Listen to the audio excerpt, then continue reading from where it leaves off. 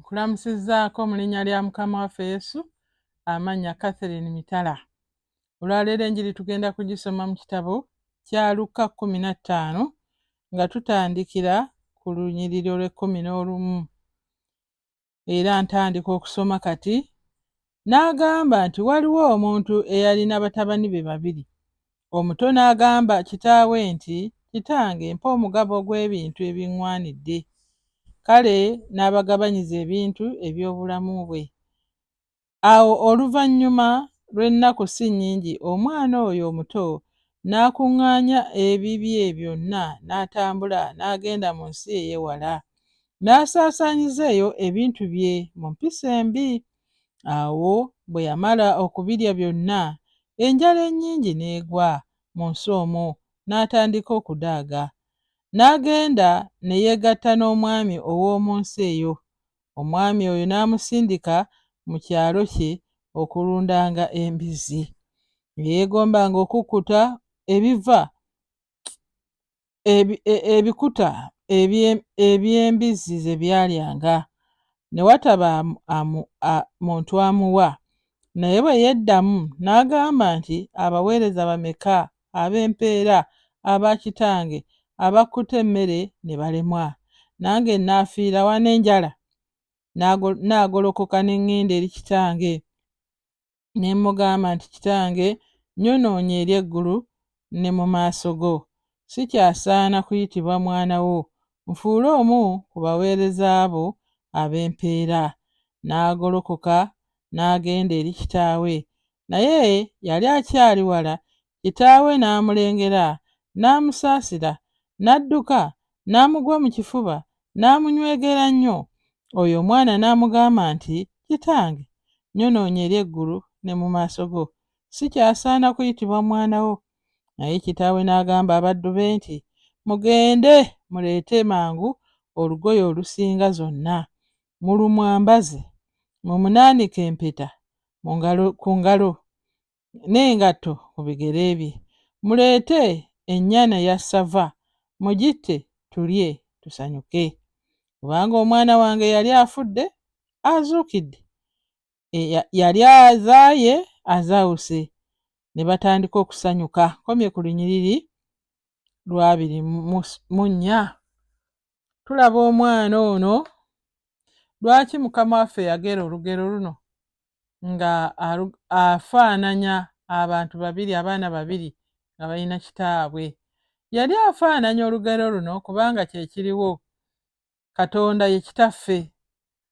Abantu ffenna tugwa mu biti bibiri.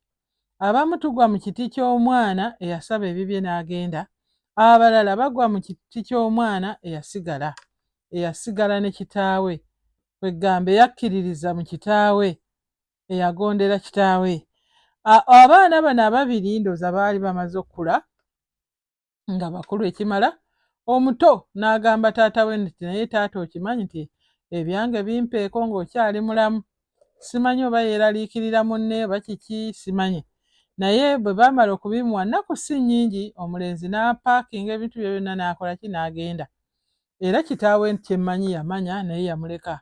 Omanyi Katonda tuwa okwesalirawo. Ffe tuli bantu ba Katonda, tuli babe, tuli mu nnyumba ye, tuli baana be. Naye gwe bw'osalawo okugenda, ebirungi byo n'obisaasaanyiza eyo, talanta zo, oyinza okuba oli muyimbi, oyinza okuba oyogera bulungi, oyinza okuba oli muzinyi, oyinza okuba oli musomesa, oyinza okuba kale kyonna ky'oli, osobola okusalawo okuva ku Katonda n'otambula n'ogenda, naye tasobola kukukaka kusigala waali. Kati omwana ono omuto bw'atyo bwe yagenda, era batugamba nti bwe yatuuka eyo n'asanyuka, n'abeera mu masanyu meereere, chicken and chips, kiro misana, ndowooza n'abakyala abakwanye, buli omu yeesomba yeereeta wa mugagga. Omanyi abakyala baagala nnyo omugagga eyakayiika mu kifo, baamwekumako, naye nno munnaye mu bbanga si ddene ebintu byonna ne biggwaawo. Nze njagala okugamba nti buli lwe tuva ku Katonda tetwegattibwako bya muwendo, wabula n'ebyomuwendo bye tubadde nabyo ate nabyo bisaasaana. nandi kibiyinza n'otuleetera obulabe kuba tulabye bannaffe abalina obugagga obw'ennyimba nga bayimbye ennyo bambi ate ne babifiiramu. Tubalabye wano mu ggwanga lyaffe n'amalala. Oli n'abanga alina ttalanta ye naye ng'agikozesezza bubi, agisaasaanyizza mu nsi ey'ewala. Ate nga taata mu kubawa ebintu bino yali amanyi oba Katonda waffe amanyi nti ebintu bino byonna byatuwadde, ebirabo, talanta, obuvumu, okuyigirizibwa, okusoma okwo diguli zo nti zijja kukolera eno mu Bwakabaka. Naye munnange gwe osalawo gy'ozikozeseza. Omwana yatambula nga teri amukubye ku mukono n'agenda, naye eyo gye yagenda teri kwegattibwako. Buli omu akusikambulako, teri akuwa magezi nti ng'ebintu byo bisaasaanya bubi. Munnange ng'osaasaana bubi. Tulabye wano abanywedde omwenge ne bagwa eri ne bafa. Tulabye ebintu eby'enjawulo. Abantu nga bali mu kusaasaanya ebyabwe ewa Setaani. Setaani takugattako muwendo. Setaani akutoolako ne kozze nako n'akalya n'akamalawo. Ne mukalya ne banno naye nga tebakusaasidde. Kyekyaliwo ku mwana ono nti naye olw'ekumi n'ennyalugamba kyawe bwe yamala okubirya byonna enjala ennyingi n'egwa mu nsi omwo n'atandika okudaaga. Okubirya ogenda kubirya, okweyagala ogenda kweyagala, oyinza n'okugenda mu nsi ey'ewala ennyo naye waliwo enjala ejja. Wali okitegedde nti enjala ejja mu bulamu bwa buli muntu? Ejja mu bulamu obw'omwana avudde ku Katonda. Enjala yajja n'agenda ne yegatta n'omwami w'ensi eyo. Oba yali alowooza nti engeri gy'ali mwami, nze engeri gye bamuyise omwami alabika naye yali mugagga nga kitaawe. Kati omulenzi oyo n'alowooza nti bambi naye ajja mukwatibwa ekisa. N'ekisa kyokka ekitono kye yamukwatibwa kumusindika mu mbizzi. Nze nkubuulire ewa Setaani ekisa kikoma eno wa Katonda. Kubanga omwana ono jjukira yagambye wali nga tusoma nti ewa kitange eriyo abapakasi abaweebwa empeera. Naye newa Setaani akukozesa naye ng'akukozesa kajiri. Era tulabye nti katusome akaweerako 15 n'agenda ne yegatta n'omwami ow'ensi eyo. Omwami oyo n'amusindika mu kyalo kye alundenga embizzi. Ne yeegombanga okukkuta ebikuta embizzi bye zaalyanga ne watabaawo amuwa. Kirabika ye yalundanga bulunzi naye ate eby'okuziriisa nga si yaziriisa. Naye yali asazeewo alye emmere ey'embizzi, ebimere ebyo ebikutakuta bye bafumbye nga n'okujja tebijjidde nnyo. Yali anoonya okusigala ebweru eno. Yali alaba ng'aswala okuddayo ewaabwe. Yali alaba ng'aswala okuddayo mu bapakasi ba kitaawe nga talina kintu kyonna. Yali alaba nga okuddayo wa muganda we wa taata gwe yakolerako amalala ago gonna n'agenda ng'akwatibwa ensonyi. N'agamba waakiri n'alya ebikuta by'embizzi. Naye nno munnange nga waliwo abimuwa.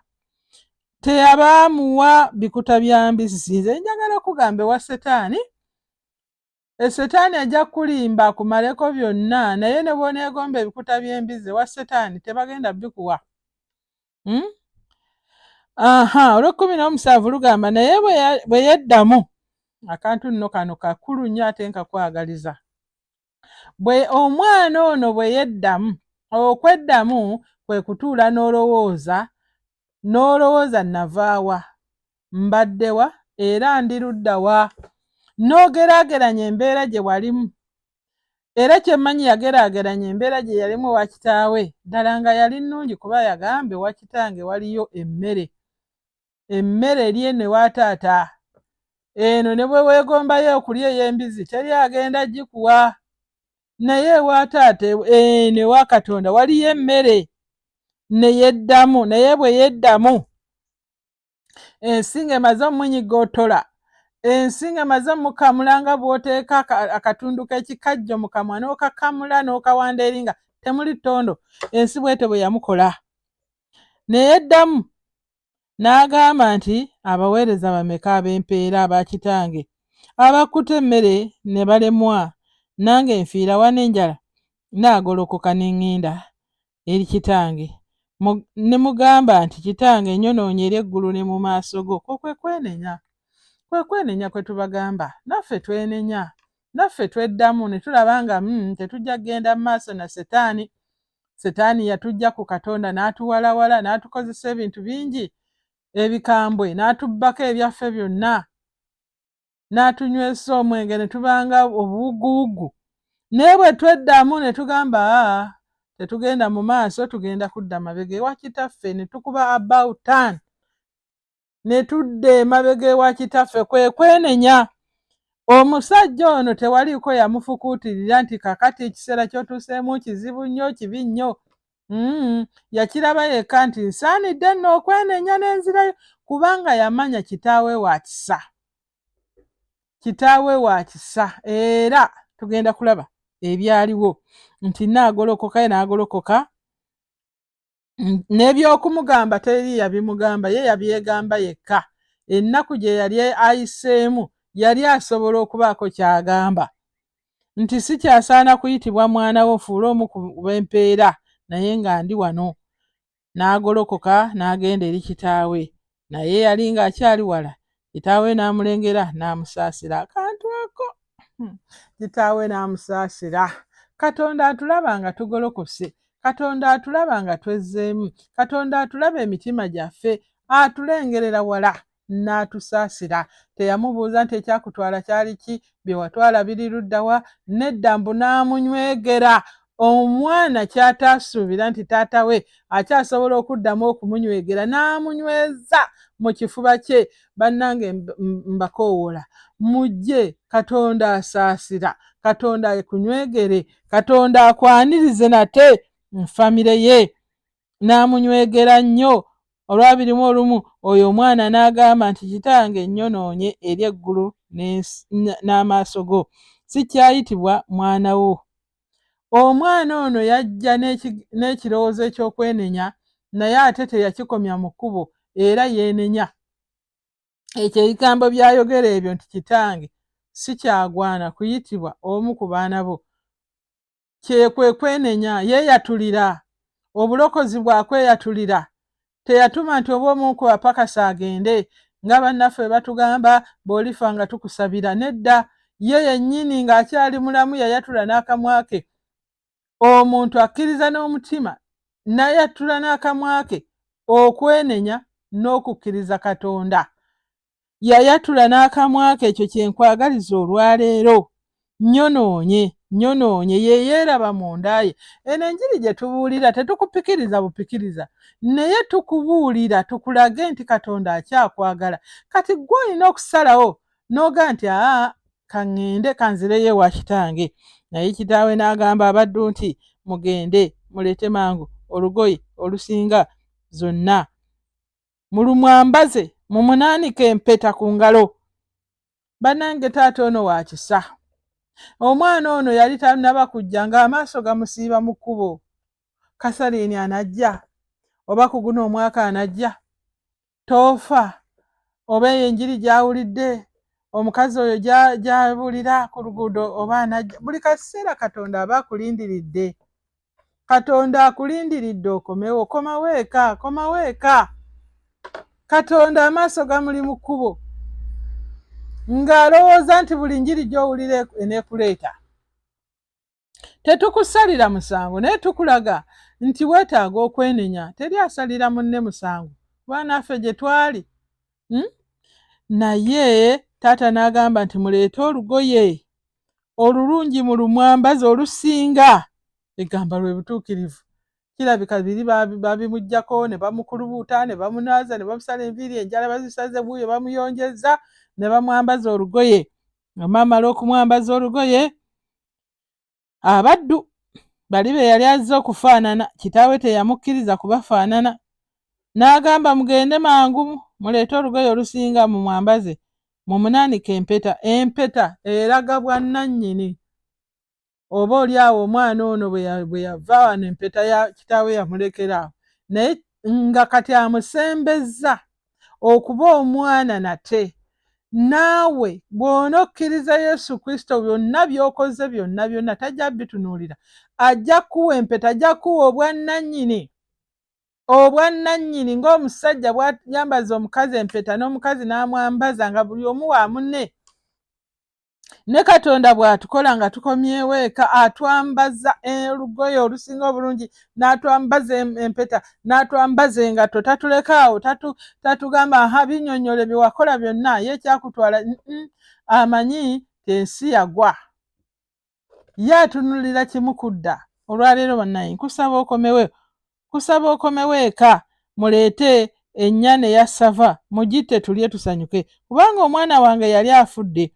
Njagala okubuulira buli bw'otoba na Katonda nga weegaana Katonda, oba ddala enjiri ogiyita kuli, oba ofudde. Omwana ono tulaba nga ye taata we alaba omwana yali afudde, nejjukira yali mulamu eri, yasula mu bulamu bwa mirundi ebiri, obulamu obw'okwonoona ebintu n'obulamu obw'okudaaga, naye yali afudde. Omuntu yenna atakkiriza Yesu aba mufu eri Katonda. N'agamba atya? Katumaleko bannange. N'agamba nti kubanga omwana wange yali afudde azuukidde, yali azaawuse, ne batandika okusanyuka. Bannange baasanyuka. Mukama agenda kukusanyukira ng'okomyewo. Mukama agenda kukusanyukira olwaleero ng'oyatudde essaala eno gye ngenda okukulembera, kubanga oba ojja kubanga ozuukidde era ojja kubanga ozaawuse. Mukama abeera nga anoonya, era Bayibuli etuga nti Yesu yajja okunoonya endiga zonna ezaabula. Kaakati bw'azuulayo emu bannange, agiwambaatira. Era tulabye omusajja ono yawambaatira omwana we nga tafuddeeyo baawunya atya, oba abadde na mbizzi, naye ng'omwana ye awulira ensonyi, naye nga ye taata awulira nti awangudde. Lunaku lwa leero ng'oyagala okulokoka, yatula ebigambo bino, okomewo ewa taata. Gamba nti ayi Mukama, nsazeewo okukomawo gy'oli, njatula ebibi byange byonna bye nkoze mu bbanga lino, bye bankolera, bye bankolako, nange bye nakola abalala, byonna mbyenenya. Nsaba ompe obutuukirivu, onfuule omu ku baana, mu linnya erya Yesu Kristo Mukama waffe. Amiina. Okoze bulungi.